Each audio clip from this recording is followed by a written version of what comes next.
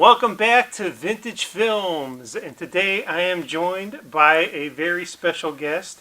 We are doing the Bride of Frankenstein, so I have the Bride of E.B., Mrs. Gail E.B. Yep. All right, thank you for joining me today on this, what would be my 30th film that I've Oh, wow. Cool. Yeah, so... Good job. Yeah, and also it is mid-October as we record this, which we are in Halloween full swing. And what better movie to cover during this season than one of the Frankensteins, Bride of Frankenstein. But before we get into that, I want to mention how we are doing another channel. We call it Coming Up Millhouse, where we review episodes of The Simpsons. And right now we are doing Treehouse of Horror episodes. Yep. Yeah, it's a lot of fun. It is a lot of fun. Yeah, we talk about just, our favorite lines, our favorite scenes, right? Winners and losers of the episode.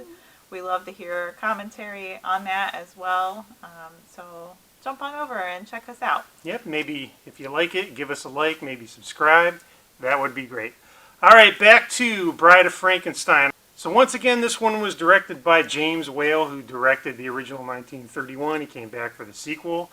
Again, starring Boris Karloff as the monster and Colin Clive as Frankenstein, Dr. Frankenstein. And this time they brought in Eliza Lanchester as the Bride of Frankenstein, and also Mary Wollstonecraft Shelley in the beginning scene. We'll look at that.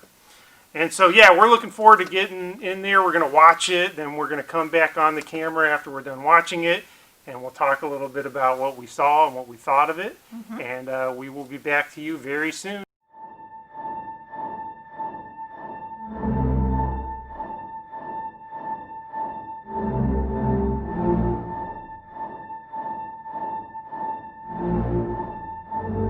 We are back, having just watched The Bride of Frankenstein from 1935, directed again by James Whale. I like this movie. It is very good. So it's a lot of fun. Yeah, I'm curious as to what your thoughts are on it overall, just the basic aesthetic of it. I love the music, and it's one of the best. Of course, I love all of the Universal movie monsters exhibited here on this t-shirt. Yep. I don't know, I rank it pretty high on my list. I really enjoy it. I am a fan of the original as well. Mm-hmm. I've never actually sat down and put them mentally in order of my favorites, but it's up there. I would agree. I think the Frankensteins, there's something like 7 or 8 of the Universal box set. There's like a 7 movie.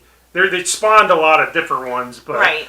But the main Universal monsters, right? And of that whole list, I really feel like the Frankensteins are up the top of it, and Bride of Frankenstein particularly stands out to me because I actually feel that it is more, I guess, in tune with the novel. There's threads, and it's very different from the novel. Both movies are extremely different from the novel.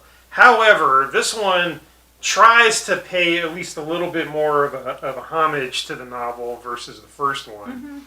And it's apparent in the first scene where there's Lord Byron and the Shelleys, and they're talking about her having written the book, and then it's almost like she's like, well, here, there's another book more you don't know about, and then tells this story. Right. So I appreciate it for that. And that set a good tone. It does. It really does. And I appreciate that scene as well, to open up with the 3 of them in a parlor, and she's, dressed all prim and proper, and you open up with the movie like that, and people really, even to this day, don't believe that this prim and proper 19-year-old young woman wrote such a gruesome horror novel. Right. And she's amazing. And it's an amazing book if you haven't read it. And if you are not a fan of reading, watch the movies, because they're also great movies, but the book gives you a little more insight into the minds of everyone in play, and you just get more information. And by the way, the books are always better. Yeah, and it's a different experience, really. The theme of the book is its own thing, but it's really good. Mm-hmm.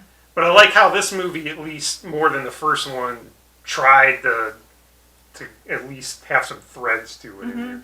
And one of them is the idea of we need to create a bride for the monster, because that was a theme in the book where the monster's like goes to Frankenstein. He's like, "You have made me, and I'm just steeped in loneliness. Right. Make someone for me that we can go off and we'll be miserable, but we'll be miserable together." And that goes bad, but that's kind of what's happening, the theme in this movie. And he's right from the get-go when he's created, he's looking for a friend, and he's just that weaves its way through both movies, the Frankenstein and the Bride of Frankenstein, that he's just constantly looking for a friend. And in this movie, he does run into some people like the blind hermit that he's really excited to have a friend for that moment, until other people who can see realize that it's the monster in there.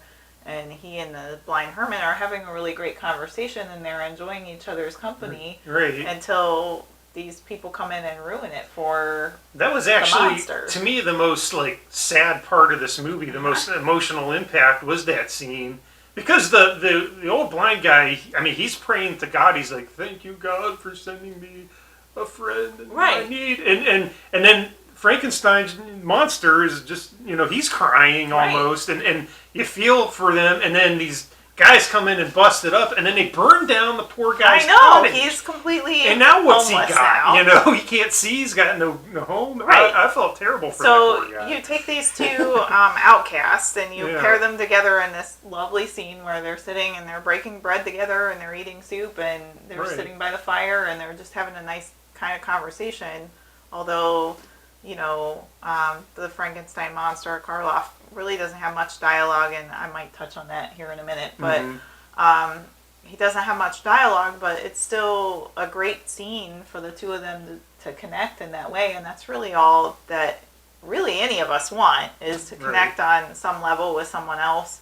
But those two characters in this story, it is pretty sad. It is. And it has a sad ending too, but we'll talk about that. We'll talk about that, yeah. Real quick before we get into trivia things, we both have taken a couple of notes and we want to talk about a couple of trivia things, but I want to mention the bride, Liza Lanchester, I believe it is. Lanchester. Mm-hmm. It's something to me how, watching it this time, I realized that she was Mary Wollstonecraft Shelley in the beginning, and then you get the bride at the very end. Mm-hmm. And she's even right here on my shirt. Also, by the way, spoiler alerts, if you haven't watched this movie, too bad, because it came out in 1935. I tend to spoil these things.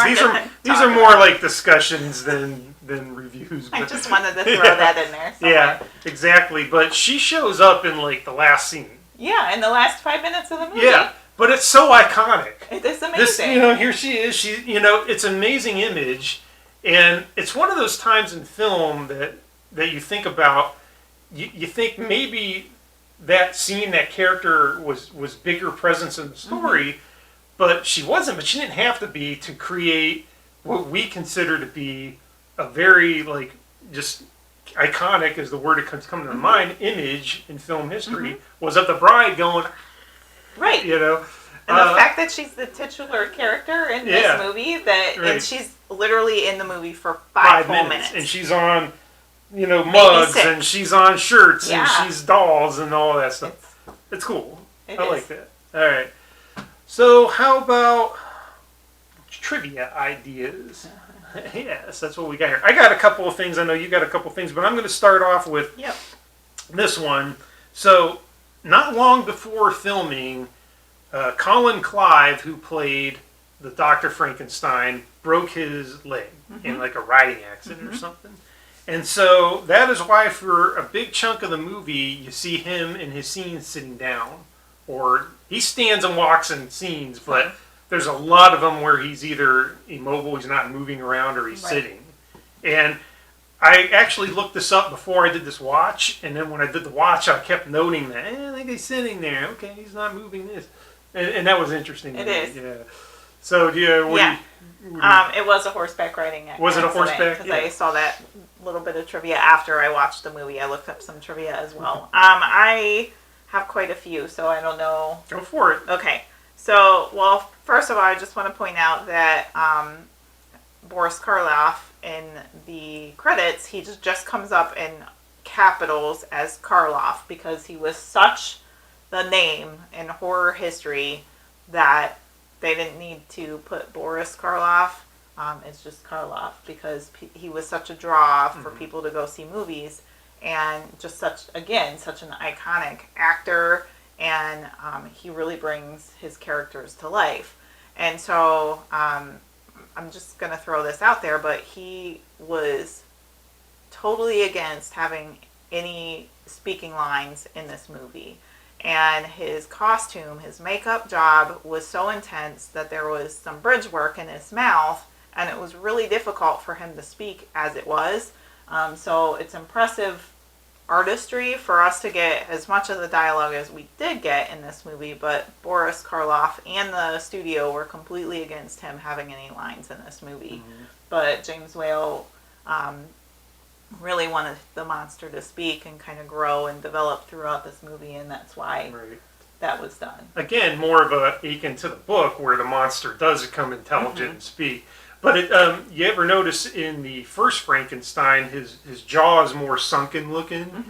And I remember reading somewhere that was because in that movie he didn't have lines, so he could take that bridge work out, and you get that sunken look. But in this one, it's a little bit more of a fuller face because he has that bridge work in there. Very good point. Yeah. Which there's a rumor that James Whale and Karloff stopped speaking to each other at some point during this film, and Karloff was supposed to be in future films where he was supposed to be title roles in some films, including The Invisible Man that came out after this. But there's rumor that they weren't speaking, and I wonder if this might be why. There's no evidence on why they stopped speaking to each other, but he never worked with James Whale after this movie. Yeah, it could have been, numerous things. They had some spat on the set, and you know how that goes. Just if it doesn't get resolved, then that's the end of that relationship. It kind of seems like that's what happened here. But it's interesting to me that happens behind the scenes, but they still managed to create such a very good movie. Yeah, that's true. Yeah. This is Neil Gaiman's favorite horror movie of all times, and since he's one of my favorite authors, I just needed to mention that in here. Very good. Another fun thing that I thought was funny, the little girl that Frankenstein throws into the lake, his first friend, really, in the original movie, that little girl, he throws her into the river and she drowns in the first film. She actually shows up, again, that same little actress shows up again in this movie, right outside of the hermit house as one of the little Girl Scout girls. When that little pot of girls, she's the lead one that says something. She has a line in this movie, and it's the same little actress character. I thought that was really cool. Yeah, that is cool. Her name is Marilyn Harris. I do remember a story from that first movie was they were so worried that Karloff was going to scare her in the makeup, they had to drive to the lake where they were going to shoot that. And then Karloff comes up, and he loved kids, by the way. And the little girl was so excited to see him, took his hand and said, "Hey, will you ride with me?" And they became friends. And, that's cool. And he was all done up. She wasn't scared of him at all. And so the fact that she ended up in this movie, too, is neat. I like that little tidbit. I found some really neat trivia, and I had to cut myself off. I kept it to one page of trivia, and I actually made it so I could read it from a distance instead of teeny font, too, but I thought that one was really neat. I don't know if you stumbled across, when they were in production for this movie, there were some screenwriters that were talking about kind of doing a different angle on the story, and one of the angles was that it was a bizarre plot where Dr. and Mrs. Frankenstein, after they got married, they weren't well loved in the town any longer. So they joined the circus in this plot, idea in the screenwriting scenario, and they go into hiding as circus performers. And then the monster ends up finding them because he's looking for Dr. Frankenstein. And the monster ends up fighting them, and he angrily petitions the doctor for a mate, but gets eaten by some trained lions instead. So that could have been part of this movie. In an alternate universe, the monster got eaten by lions in a circus, huh? There were some other bizarre plot twists that could have popped into this, including some sci-fi elements as well. But it is a sci-fi book in some way. Right, but it was really fun for me to go and do some trivia. I like that. I did not know that story. Yeah, I thought that was kind of fun. Very clever. I was trying to find some trivia that you might not have stumbled across too, so I did some deep digging. Man, you got your library skills going on that. Yeah. All right, cool. You did come up with a Colin Clive. Yeah. Do you have another one before I go into more? Actually, I just I had a bit about the dental work. Okay. I had that on my list too. So go for it. Okay. So when they were filming the scene where Karloff falls into the well, or no, when he's emerging from the well. Yeah. So the windmill burns down, and he's emerging from the well, and the townswoman is reaching thinking it's her husband, to grab his hand. Yeah. While they were filming one of those scenes, he actually fell into the well and broke his leg. Oh.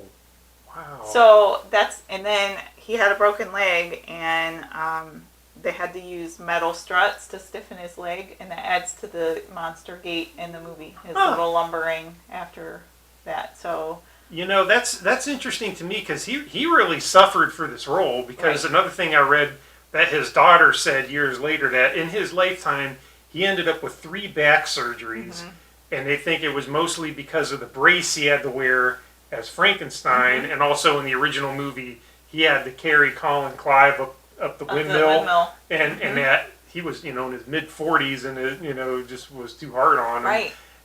But I guess throughout his life, he just kind of grinned and bared it. He never complained. He just dealt with it, which is pretty classy. Yeah, right at the beginning of the movie when they're kind of catching us up to the sequel with the windmill, he, at some point, broke his leg filming, he fell back in and broke his leg, and then the rest of the movie he's got the nice monster gait because when you are pretending to be Frankenstein, that's how you walk. So I thought that was really interesting. So the famous monster lurch is only because Karloff injured himself, unfortunately, on the set.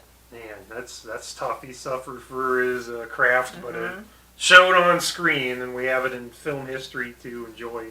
But that's cool. That's some good trivia. I really like that because I did not know a lot of those. So. And then I'm going to leave you with my last little bit, which I thought about and then I read to confirm. But out of all of the monsters on your T-shirt here, the Bride is the only of the classic Universal monsters that never killed a soul.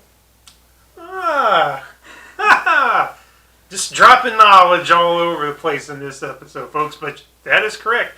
Like we said before, going back to what we said, it's just that 5-minute scene in the movie, and she didn't actually kill anyone. No. And her vocals, she decided to focus on different bird noises that she heard at the park, and so that was what really. Wasn't it like swans? There's a scene where she goes. Swans hissing. Oh, you and I even scared Vincent with that. Sorry, buddy. Yeah. And I will note too on that same level, the body count I noticed in this one was pretty up there because when the monster got going, he did more carnage in this one than the first one, I think. He did. Yeah. And a little other bit of trivia that I was reading yesterday that I didn't put down on here, but the body count was actually a lot higher than that. And they were afraid that people were going to be offended when they were watching the movie, so they cut it from like over 20 kills to down to 14 kills. Wow. Which was still more than the original. Right. It still was quite a bit. It's still, especially for 1935. 1935, yeah. And at that pretty point, the intense. Hays Code was being strictly enforced, so that makes sense that they would want to kind of temper that a little bit. Right. Too.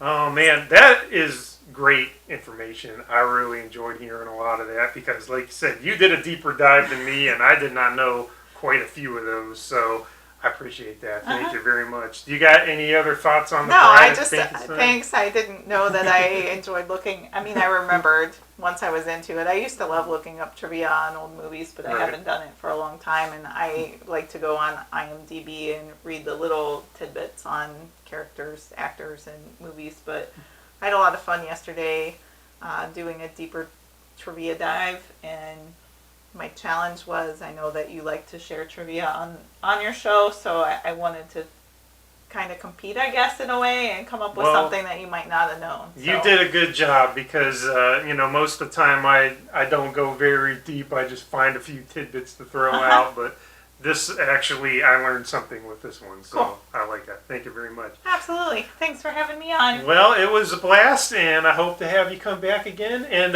before we sign off, I will also re-mention that we are doing our show Coming Up Millhouse, where we review episodes of The Simpsons. We do it weekly, and we have some Treehouse of Horror episodes available right now. So if you're in a Halloween mood as you watch this, we're recording this in October, we're talking about Bride of Frankenstein, I will have a link in the notes below. Go to Coming Up Millhouse, and then you can watch our episodes of Treehouse of Horror, plus just other basic episodes. We're starting with season 3 and working our way through.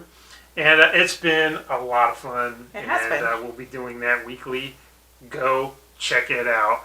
All right, that is our movie Bride of Frankenstein, 1935. Thank you, Gail, for jumping on Absolutely. this video. And then that will be it. So, until the next time, have a good one.